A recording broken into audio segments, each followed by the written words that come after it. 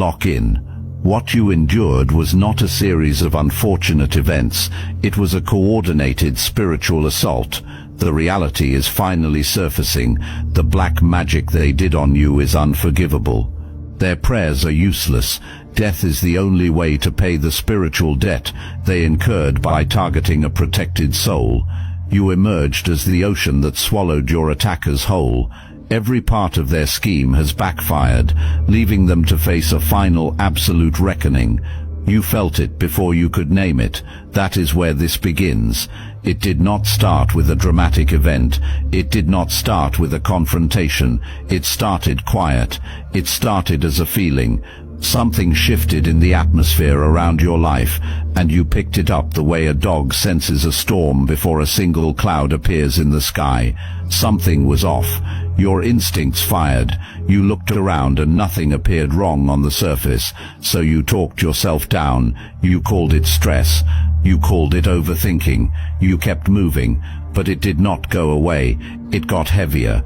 Think about when the fog first appeared, the mental fog that made you slower, cloudier, less like yourself. Think about the anxiety that showed up without an obvious source. Think about the decisions you started making that felt unlike you, almost as if something else had taken the wheel while you observed from the passenger seat. Think about how your energy shifted, how your sleep changed, how things you used to handle with ease started feeling impossible. Here is what you need to hold on to as we move through this. You were not broken, you were being attacked. There is a profound difference. A broken person stays broken. A person under attack is still intact underneath the pressure. You were intact. You were whole. You just could not feel it through the weight of what was being placed on you. Now here is the first seed I want to plant in your mind. The very thing that made the attack work as well as it did, the sensitivity, the spiritual awareness, the depth of your perception, is the same thing that becomes the weapon that destroys the one who sent it. Hold on to that. We will return to it. What was done to you was not bad luck, and it was not a rough patch. It was an ocean of engineered suffering. You were drowning in hopelessness that had no name, powerlessness that had no visible cause, and an anxiety that sat in your chest like something was always wrong, even on the days when nothing visibly was. And underneath all of it, there was silence, because you could not explain what you were going through to anyone around you. The words did not exist for it. What you were experiencing was not natural. It was engineered. You were not imagining it. And you were not crazy. Although, and this is important, so hold it, someone was working very hard to make sure you believed you were. Here is what nobody around you understood while this was happening. Black magic does not announce itself. It does not show up with a sign or send a warning. It seeps.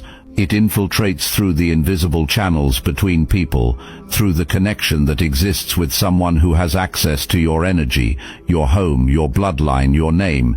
It settles into your nervous system and mimics ordinary life problems.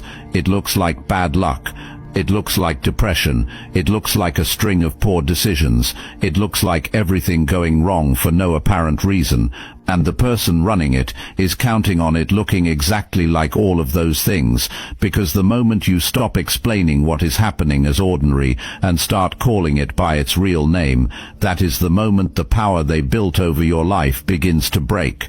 You started feeling the wrongness before your mind had the language to describe it. That was your spiritual body sounding the alarm. That was the part of you that exists beyond the physical registering an attack, coming through dimensions your eyes cannot see. Do not dismiss that early signal. It was accurate. It was real. And the fact that you are still here, still in one piece, still spiritually intact, is proof that even in the middle of the attack, something in you was fighting back without you consciously knowing it. Now we meet the one who built this against you. Look at this person clearly and see them for what they are, not what they presented themselves as. This was not a stranger. This was not someone who came at you from a distance with obvious hostility. That would have been too easy, and you would have seen it and protected yourself. This was someone close, someone who had access, Someone who knew your life, your gifts, your path, your purpose, and used that knowledge as a map for how to most efficiently dismantle you.